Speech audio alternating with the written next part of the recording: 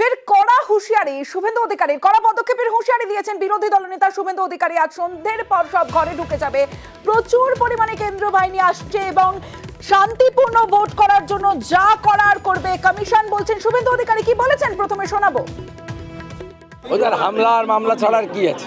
আজকের পরে সব বন্ধ হয়ে যাবে। ব্যাপক কেন্দ্রীয় বাহিনী ঢুকছে এবং বিশেষ বিশেষ দায়িত্বপ্রাপ্ত আধিকারিকদেরকে বিভিন্ন এলাকায় সিএপিএফ বা ইলেকশন কমিশন থেকেও পাঠানো হচ্ছে। স্পর্শকাতর বুথ হিসেবে ঘোষণা করেছে অর্জুননগর, সাউথখণ্ড, আড়গোয়াল ইত্যাদি এলাকাকে, এবং তারা ভোট শান্তিপূর্ণ করানোর জন্য যা করা হবে। আজ সন্ধ্যের পর থেকে পরিবেশ দেখবেন অন্যরকম হয়ে যাবে, গুন্ডারা বাড়ির ভিতরে থাকবে। এই মুহূর্তে আমাদের সঙ্গে তৃণমূল নেতা জয়প্রকাশ মজুমদার রয়েছেন। জয়প্রকাশ দা, ফের হুঁশিয়ারি দিয়েছেন শুভেন্দু অধিকারী, বলছেন আজ সন্ধ্যের পর সব গুন্ডারা ঘরে ঢুকে যাবে, কারণ কমিশন শান্তিপূর্ণ ভোট করার জন্য যা করার তাই করবে। দেখুন, প্রথম থেকেই আমরা বলেছিলাম যে বিজেপি পার্টি, ইলেকশন কমিশন এবং কেন্দ্রীয় বাহিনী এরা একটা নিজেদের মধ্যে একটা টিম, একই টিমের সব সদস্য। এবং এটা খুব দুঃখের বিষয় যে নির্বাচন হবে নিরপেক্ষভাবে, সেখানে বিজেপি ঘোষণা করছে কেন্দ্রীয় বাহিনী কখন আসবে, কি করবে, কত আসবে, আর নির্বাচন কমিশন ছুটে জগন্নাথ হয়ে সেইটা দেখছেন। এরা একটা টিম এবং সেটা আবার প্রমাণ করে দিয়েছেন শুভেন্দু অধিকারী। দ্বিতীয়ত, একটা কথা আমি শুধু বলি, ওনার এই হুমকি বা ধমকি এটা তো গত 3 বছর ধরে সবাই শুনছে। কাল এটা হবে, পরশু ওটা হবে, একে এ ধরবে, ওকে ও ধরবে। আর কত দেবেন এই ফাঁকা আওয়াজ, এই কড়া হুমকি শুনতে শুনতে মানুষ ভাবছে যে শুভেন্দু অধিকারীর মুখে তো এতদিন কড়া পড়ে যাওয়া দরকার। এই এক কথা বারবার বলেন।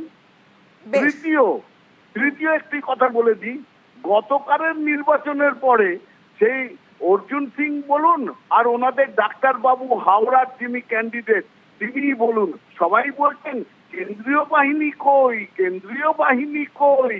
সেসব কোনো কি শুনতে পাননি শুভেন্দু বাবু? কেন্দ্রীয় বাহিনী দিয়ে ইলেকশন জেতা যায় না, জিততে গেলে মানুষের পাশে দাঁড়াতে হয়। এটা যেন কান খোলা করে উনি শুনে নেন। জয়প্রকাশ দা, একটু সঙ্গে থাকার জন্য অনুরোধ করব, কারণ 23শে মে নিয়ে আরো একটা মন্তব্য করেছেন শুভেন্দু অধিকারী। কি বলেছেন প্রথমে শোনাবো। আপনার নিরাপত্তার জন্য যথাযথ ব্যবস্থা নিচ্ছি। 23 তারিখ থেকে ক্যাম্প চালু হয়ে যাবে সেন্ট্রাল ফোর্সে। প্রত্যেক বুথে 8 জন করে কেন্দ্রীয় সুরক্ষা বাহিনী থাকবে, আর প্রত্যেক গ্রাম পঞ্চায়েতে 2টো করে কিউআরটি থাকবে কেন্দ্রীয় বাহিনী। কোথাও কোনো পাড়াকে বাধা দিলে, কাউকে বাধা দিলে 15 মিনিটের মধ্যে পিটিয়ে সোজা করে সবকে নিয়ে আসবে। আমার খাতায় নাম উঠে গেলে খুব মুশকিল আছে। আর কেউ না জানুন, নন্দীগ্রাম জানেন। জয়প্রকাশ মজুমদার রয়েছেন আমাদের সঙ্গে। জয়প্রকাশ দা, আপনি শুনলেন যে শুভেন্দু অধিকারী কি বললেন, যে 8 জন করে বাহিনী, 2 জন কিউআরটি টিম এবং 15 মিনিটে পিটিয়ে সোজা করে দেওয়ার নিদান হুঁশিয়ারি দিলেন তিনি। কেন পেটাবেন কেন? মানুষ ভোট দিতে যাবে, আগে থেকেই মানুষকে ভয় দেখাচ্ছেন কেন? উনি কি চাইছেন না মানুষ নিশ্চিন্ত মনে শান্তিপূর্ণভাবে এসে ভোট দিক?